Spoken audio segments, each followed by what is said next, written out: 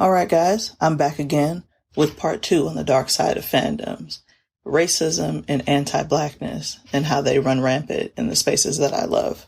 So stay tuned for that. I'll be with you in a moment.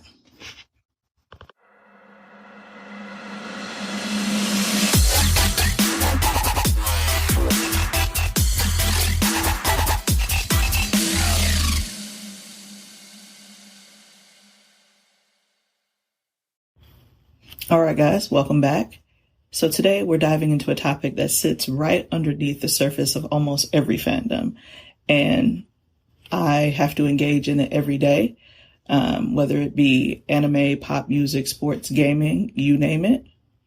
We're talking about racism, more particularly anti-Blackness in fandom. So it's not normally from the authors or creators or even artists, but how it shows up in the community itself, in the comments, in the gatekeeping, in the VIP lines, in the way Black fans get treated when they show up and take up space in anything that they enjoy. And sometimes that anti-Blackness can come from other Black people. So let's explore it today. So as I said in my last episode, fandoms are supposed to be fun. It's supposed to be about community, being with other people who enjoy the thing that you enjoy. It's supposed to be where your hobbies meet and you can escape the stress of real life. But not always the case for Black fans. Sometimes the fandoms just become another place where we have to navigate bias, microaggressions, and are treated as outsiders in a space that we love just as much as everybody else. So I've noticed it in a couple of places, and I'm just going to jump into those places. Number one is going to be the anime fandom, which I touched on in my first episode, but I want to specifically talk about the anti-Blackness that's kind of hiding in plain sight, that everybody knows about, that everybody interacts with, and just kind of is normal if you're Black in the anime space, you know? So the anime fandom has grown over time because we all know of a time when we were younger, you were watching Toonami, you were watching Dragon Ball Z or Speed Racer or Sailor Moon or whatever, and people thought that was weird. And there's some people that still do, but that'll be an episode for another time. But because it's become a large fandom and large all around the world and even expanded in this country, it's one of the most diverse fandoms in the world. It also seems to have the most visible patterns of anti-Blackness, right? Because Black fans talk about being harassed for cosplaying their favorite characters, whether those characters be Black or not. It's not one of those things that if a person is cosplaying, oh, well, this character is not Black. Well, this character is not Black.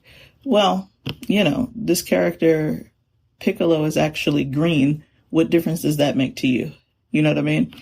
And so it's constantly being othered, you know, in a space that's supposed to be for everyone. Being told that you don't belong in anime spaces. And the microaggressions surrounding that is always weird to me because I've constantly been told things like, oh, I didn't know you watched anime, or I didn't know you knew anything about this. And it's the most mainstream thing you've ever seen in your life. If you're talking about My Hero Academia, Demon Slayer, or even going back to the big three, or even before that, Dragon Ball Z, Dragon Ball, things like that. And I'm like, why wouldn't I know about these things in an anime space that have been around for decades? Particularly characters like Goku, Piccolo, you know, all of those things.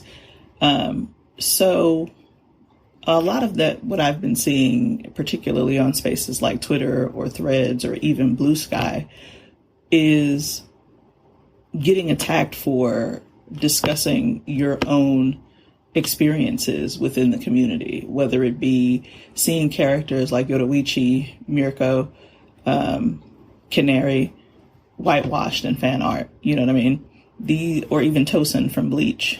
There are a lot of discussions about seeing these characters who are actually dark, closer to a Black complexion, they're not actually Black. These characters are not for you.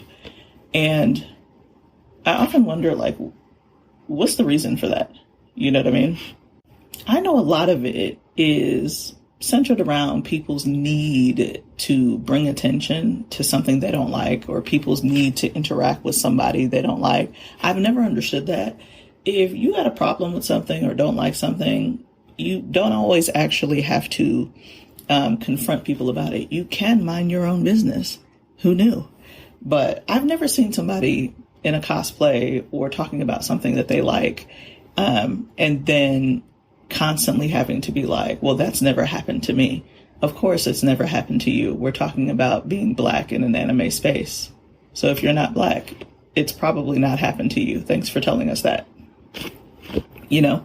So it's important to know that a lot of these things that you're seeing online are bots, but a lot of these people like to disguise racism as a joke, and think we're too dumb to know that you're saying that we don't belong here. For me, I had seen some of the comments that go on Black cosplayers pages that I follow. And I think that cosplayers are very creative with the way that they come up with different things to wear, to look like their favorite characters. The amount of work it takes to put together a costume and things like that. I've never been that talented. So shout out to them, everybody who's a cosplayer. But some of the comments are very discouraging, and they're meant to be that way. They're meant to try to drive you out of a space that they enjoy, you know. And I'm glad that, you know, we as Black people have decided we're not going to be driven away from things that we enjoy. So, but in my own experience, I've been to a couple cons where, you know, it's customary to like go around and see people in cosplay and compliment them on cosplay and things like that. But there were a lot of older people who are dressed up as, you know, the Joker or as the guy from Chainsaw Man, different Jujutsu Kaisen characters. And I would be like, man, I can recognize that from a mile away. I would love to get a picture of, you know, with you or of you or whatever. And that sort of thing is not out of the ordinary at anime conventions. They look like they would rather do anything other than take a picture with me, which I had seen them doing around the convention, which is why I asked. I'm like, oh, I can take a picture too. They did not seem all that happy. And I mean, there's a lot of things that you can take from that, but to enthusiastically want to take pictures with other people who are not Black or dark skinned, and then not want to take pictures with me, really sends a message, you know, really not being inclusive. I've been places where, to conventions where I'm buying something and I'm talking to the creator and the people are talking over me like I'm not standing there, or walking in front of me in line like I'm not standing there. And even in some of the lines for Black creators, they seem to be shocked that you're a Black person supporting a Black creator or a Black artist at these conventions. It's really strange. And I've had to tell a couple of people, men and women, like, hey, I'm standing here. We're actually having a conversation while he signs my work or she signs my work. And like, why are you trying to pretend like I'm not standing here? It's like they don't even see you. So a lot of the racism is not always loud. It's not always throwing racial slurs at people, although if you're online, you see that daily, throwing racial slurs at people. Why are you into this? Why do you care? And I'm like, a lot of these people are older than me, in their mid to late 40s. So it's highly likely that they've been watching anime for a very long time. What do you mean, why am I here? You know? It's the quiet message of, you know, you can be here, you can enjoy things, but don't make us uncomfortable, you know? And any sort of critique about the way particularly Black people are treated in the fandom space is always met with, you know, y'all just bring race into everything. Y'all are ruining the fun. When really, if we're looking at it, cosplayers are just trying to have fun and do the same things that everybody else gets to do. And they're being met with constantly the race card, you know?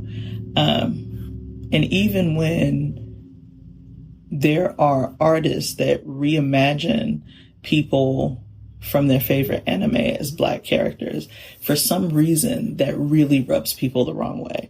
You can talk about shipping two characters together. A lot of y'all do this weird thing where you're shipping actual people together, and that's fine for y'all for some reason. But seeing Goku reimagined as a Black boy with cornrows is where y'all draw the line. And there's a lot of vile things being said that cause a lot of artists to rethink about sharing their work or something they're inspired by or anything, you know?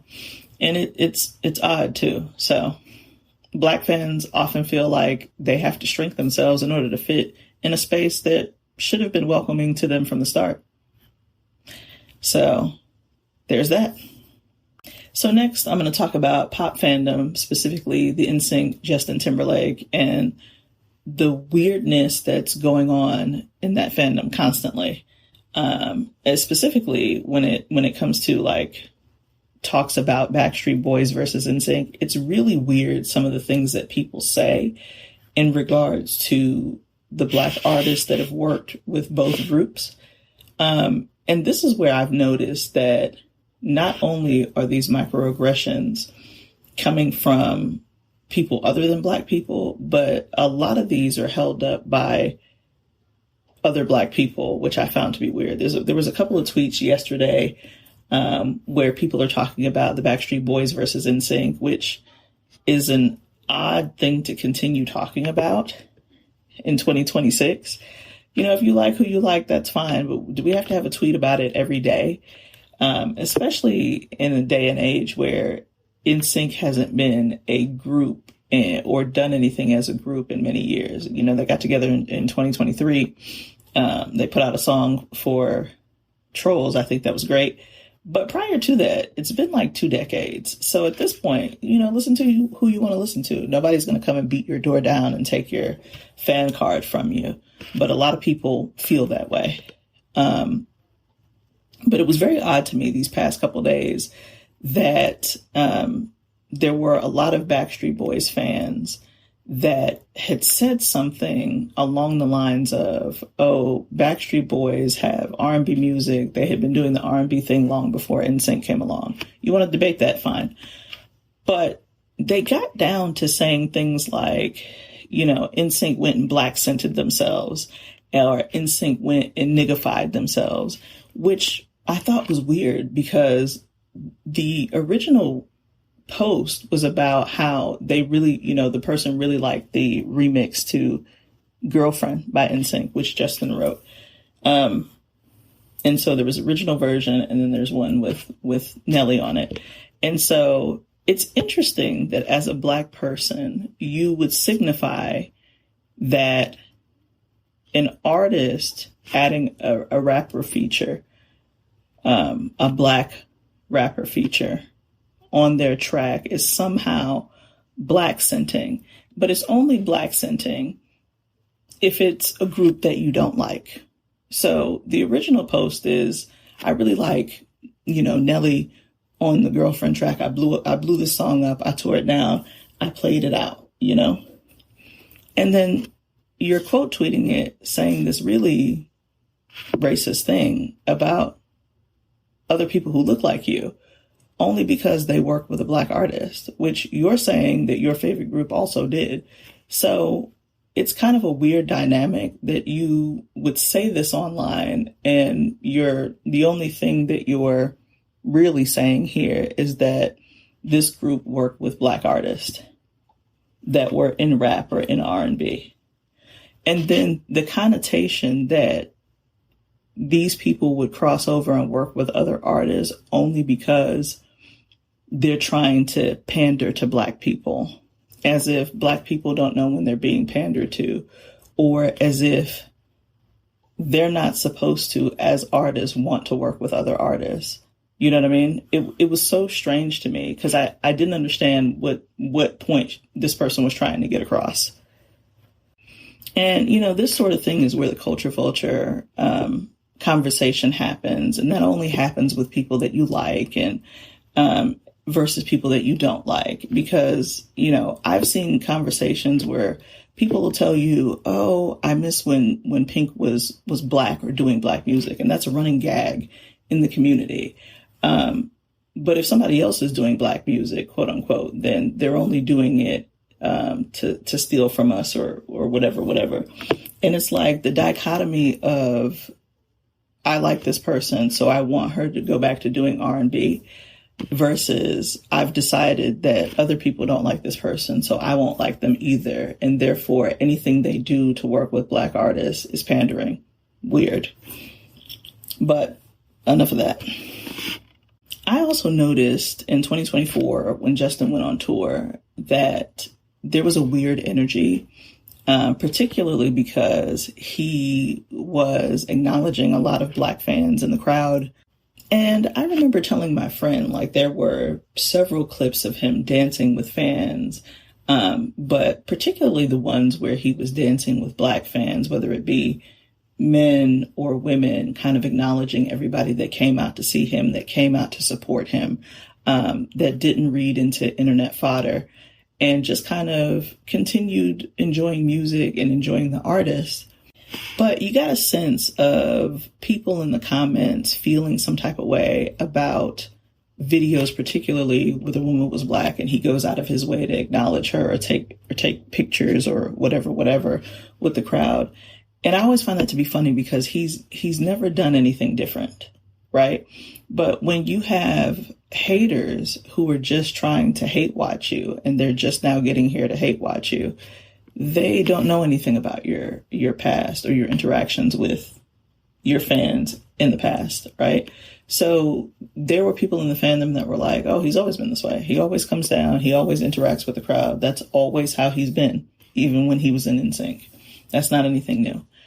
And so what I saw when I was on tour was more of the same thing that I had always fallen in love with. But there were people in the comments and even in the crowd that felt some type of way. I know that at my show in Tampa in June of 2024, there was a lady in the crowd and it was a Black woman who was pregnant. And she wanted him to do a gender reveal. So, he did it and he was very nice to her. It was a great kind of interaction, right? And there are people who feel some type of way about gender reveals and all of these things. I thought it was a great reaction, right? And I thought it was a great interaction between the two of them. And it's probably something that she's going to remember forever. So shout out to that woman. Hope she had her baby. Hope she had a healthy baby, all of that. But it was a gender reveal and he did it and we moved along. The show moved along seamlessly. It was a great show. I'm glad I got to go. I actually got to go twice. I'm glad I got to go. But on the walk back to the car, my sister and I were walking back to the car out of the stadium. And I can't tell you the number of conversations that I overheard from other fans there that weren't Black, that were talking about her like a dog, talking about her any kind of way. And mind you, that's something that happened like early in the show. Like he does a couple of songs and then he stops and he's talking to people and reading signs in the crowd. That's always what he does. So it wasn't the only time that he had a fan interaction. But the common theme was this was a Black woman. And so it's weird that there is a level of hate that comes from somebody being Black in a space that people don't think Black people belong, or, standing up for an artist that y'all don't think Black people should like, and being talked to any kind of way, Also at that same show, it was a lot of people. My sister and I found our seats. They were down towards the front. And a lot of people were kind of asking, like, are you sure these are your seats? Or are you sure? Yes, these are our seats. Yes, we belong down here. Yes, we've, there's no reason for you to constantly police that we're here and we're here in a space that you think doesn't belong to us, you know? So that was strange. And my sister and I discussed it later, and it felt like we were constantly being told that we don't fit the aesthetic of being a fan of NSYNC or JT, which I always thought was weird. I always think where people come up with these things is an odd thing, because we were all kind of introduced to NSYNC in the same way, mostly, you know, seeing their concert on the Disney Channel or even watching their music videos. So it's like, you know, where do you think I found them? The same way you did, you know? Especially when NSYNC or later on Just Justin went to places like 106 and Park, or places that were particularly surrounded by Black people. I noticed something interesting about that too. It was treated by a certain subsection of people as like, oh, this is a novelty, this is a crossover moment, you know, this is something for Black audiences. But as a Black fan, and a lot of my friends would say too, that we didn't see this as a crossover. It's normal, you know. They were on TRL, they're now on 106 and Park, they're making their rounds to the things that young people watch, you know.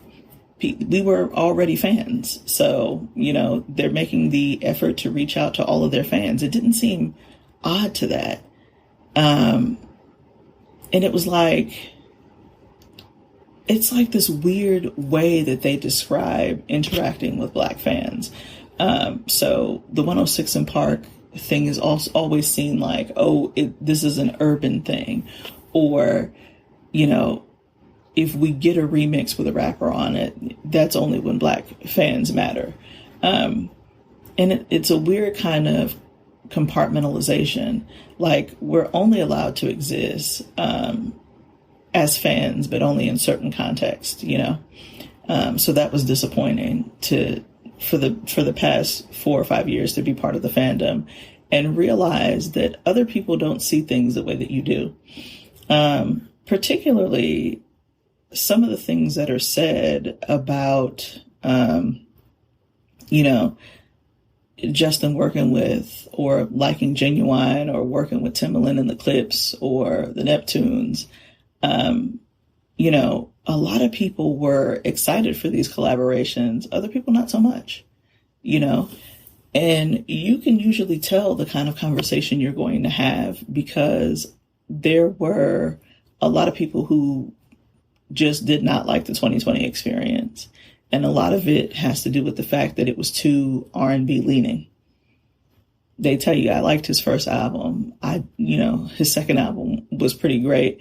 But I didn't like the third album. And a lot of it is geared towards the fact that he had, a lot of rappers on it, a lot of R&B going on, a lot of, Timbaland and the Neptunes on it. So that was too out of the zone.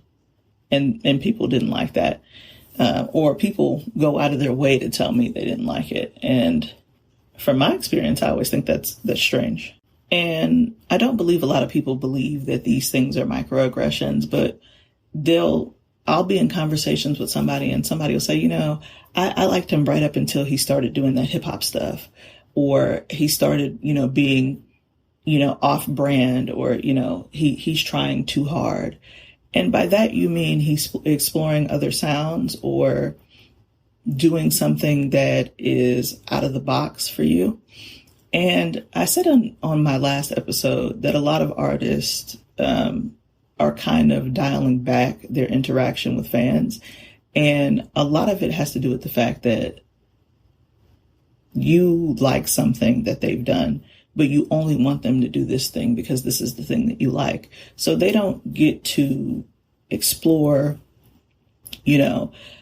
share with you things that they enjoy, or anything like that. And I think Bruno Mars said it best when he was like, one of the things that I'm deathly afraid of is being put into a box. A lot of things that artists do are centered around things that they enjoy, things that they identify with in their life, other artists, other things like that. And sometimes they want to share that with their fans. But a lot of fan reaction is really rude, really centered in misogyny and racism, no matter if you're talking to a man or a woman, and that's really sad.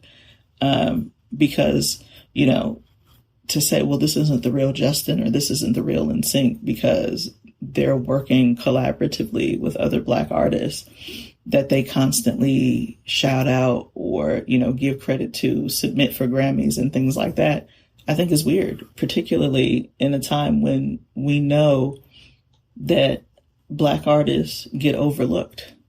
So it's sad, really, Racism, misogyny, and anti-Blackness is not new in sports fandom by any means necessary. If you're watching anything that's going on in the WNBA, all of the comments on that are tiresome. And I've had to take a break from watching the WNBA. And I was really getting into my bag. I was getting ready to take trips and do different things. And now I'm having to rethink that based on some of the things that I've seen go on at games and different things for friends and some of my close family members. It's really kind of sad because the sports fandom and different things that get normalized there is the end all be all for every other fandoms. Every other fandom gets their know how to do bad things from sports fandom. There's no underselling it, undercutting it. It doesn't matter what you're talking about. And a lot of it is normalized when you come to talking about different sports, right? So unlike anime or pop fandom, sports fandom, racism, and anti-Blackness is often loud, public, and institutionalized. You know what I mean? So, in the NBA, we have a love for a talent and a hate for humanity. A lot of the Black NBA players are celebrated for scoring, winning, being entertaining, dunking. But anytime they try to bring awareness or speak on issues or show emotion, or even, ask for fair treatment, the tone starts to shift, Now they're divas, thugs, and ungrateful, and constantly being told to shut up and dribble, for having an opinion on things that affect them and their family, their Black families. And as Black fans who are constantly having to defend, we're also attacked, It's always the same microaggressions, racially coded language, and all of those things. And so, the NBA fandom loves Black excellence, but, struggles with Black humanity. And it's sad to see, but sometimes you just want to go and watch a game, As a longtime lover of the NFL, we know that they have a history of racial conflict, particularly around Black quarterbacks and, protesting things that are going on with the Black community. I'm getting back into watching the NFL if I, just take it at face value, watching a game and having a good time. But I do remember a time where I went like 5 to 7 years without watching the NFL because I was so annoyed about, Black players being told that they hate America if they speak up about things that are going on in the community, not as smart to do certain jobs, such as being a quarterback in the NFL.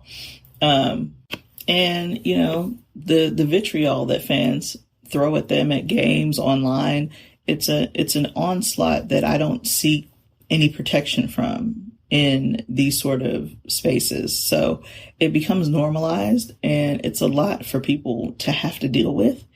And they shouldn't have to. They should be able to speak freely, just like everybody else gets to. But in this day and age, the NFL fandom often treats Black players as replaceable entertainment. They're interchangeable, And Black fans are seen as troublemakers whenever they point out the double standards that are going on in the fandom. So nothing new or even original here. I've had several conversations where I've had to say, well, why does this person have to just shut up and play the game?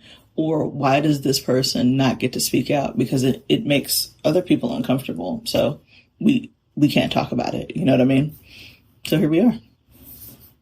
The NHL fandom, which has a reputation for not being welcoming to Black fans, and Black fans feel that immediately. And even in spaces where you're talking to other Black people about it, they often rattle off the same kind of microaggressions that you get from everywhere else. Like, what do Black people know about hockey? What do Black people think about hockey? And you constantly have to tell them, well, Black people have been playing hockey since the 1800s in Canada, so we must know something about it. It's not odd to see Black fans. And at one of these episodes, I'll have to do with the founder of the Black Girl Hockey Club, Renee Hess. But in the meantime, I knew when I heard that slogan that the NHL had come up with, hockey is for everyone, I knew where they were going with it, but I just knew it wasn't true. And it particularly wasn't true for me because of the anti-Blackness that runs rampant in the hockey fandom. You know, the fact that there has to be a Black Girl Hockey Club and, you know, we travel together to enjoy games together in large numbers is not by accident, you know. Constantly having to field questions about, oh, you like hockey, or when did you start watching hockey, or how did you get into this? It's not saying what you think it needs to say. And it's also constantly being treated as a novelty in a sports arena. If you figure that everybody could enjoy any sport, why are we treating Black people at a hockey game the way that we're treating them, you know? And constantly having to be told that you're making something about race when, you know, you're actively being racist and being called out for it is weird to me. But whatever. So even when a league tries to promote diversity, no matter how they do it or how half-assed it could be, the fan culture is not there yet. Black fans love sports. They love different things, but the sport doesn't always love them back. And I know that for a fact. You know, when you're talking about the NBA, the NHL, and the NFL, there's a lot of racial gatekeeping, a lot of policing of emotions, a lot of policing of loyalty, policing of any critiques that are happening, and, you know, being treated as an outsider in stadiums that you pay big money to be in. So sports fandom, racism, and anti-Blackness isn't subtle. It's woven into the culture. And we feel it every time we cheer and show up. You know, this is supposed to be an open space to everybody, but you know deep down that it isn't. And even watching clips of the World Cup where people are trying to pretend that racism and anti-Blackness are purely an American thing, we saw watching fans treat Black people in the World Cup that that's not the case. Argentina, and in different places, when Black American fans were trying to understand the game, understand the sport, and pick a team, the way that they were treated. So we know that sports fandom, even outside of anything American, really is rooted in anti-Blackness.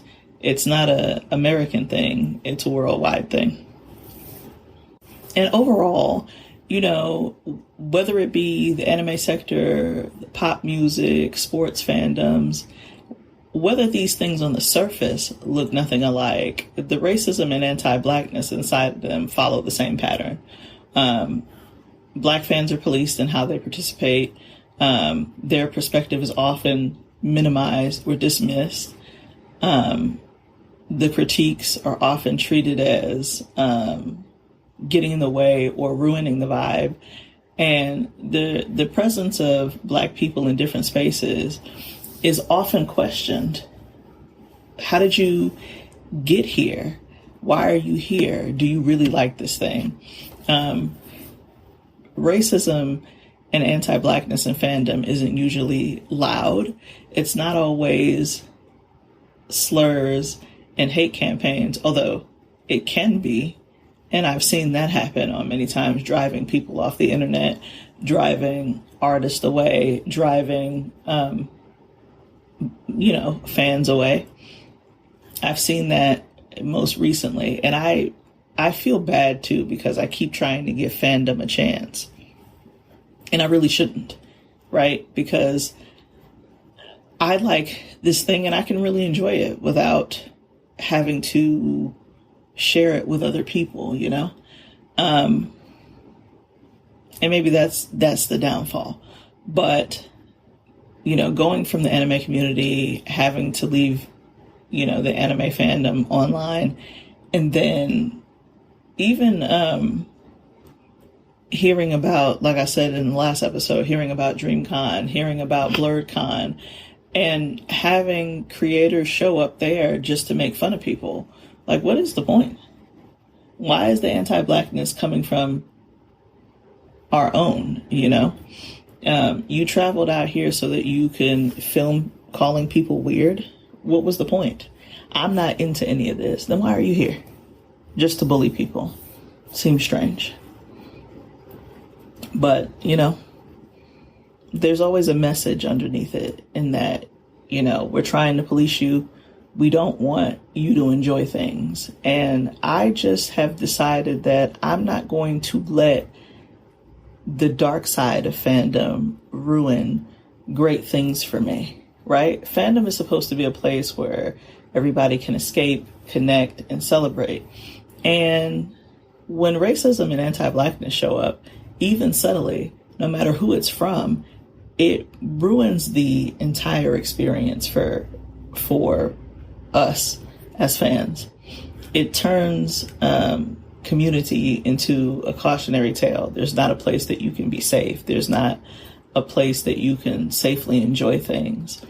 And if fandom is going to be an inclusive place like it claims to be, then we have to be serious about confronting these microaggressions, the racism, the anti-Blackness, the biases that show up in our own backyard. There are people who take pride in not being sports fans, not being like the weirdly, outwardly racist sports fans. And there are people who take, pride in not enjoying anime and movies and, really being pop girls and boys or whatever.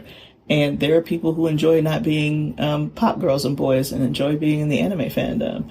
And it's almost that they believe that there is no overlap here.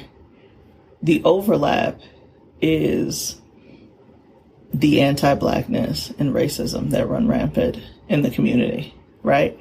And I think my last attempt with being in the NSYNC and Justin fandom and being treated like I didn't really understand what music I had been listening to for the past couple decades, or being told that, I don't understand why NSYNC or Justin would work with Jay-Z or Beyonce or T.I.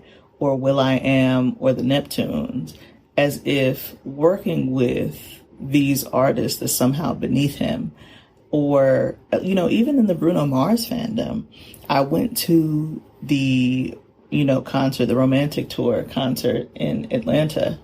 And, the number of people who didn't understand who his opening act was, Leon Thomas, or you can see the clips in the UK where Victoria Monet is the opening act, And everybody just kind of shuts down, not understanding why he's on tour with some of the people that he's on tour with, not understanding these people's catalog or even caring about the catalog. And when other Black fans are saying, hey, this is the reason why she's on tour with him, these are the songs that she wrote. She wrote songs for Ariana Grande.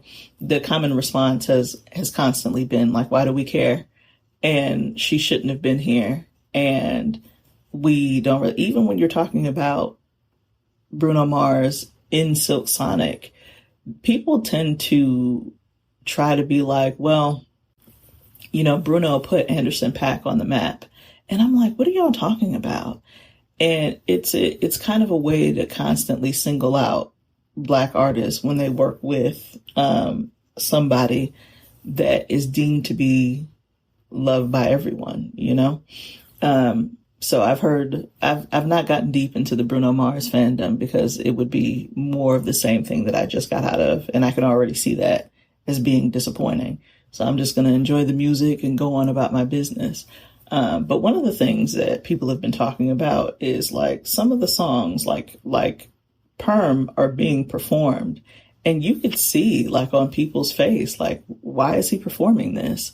I don't know any of the words to this music.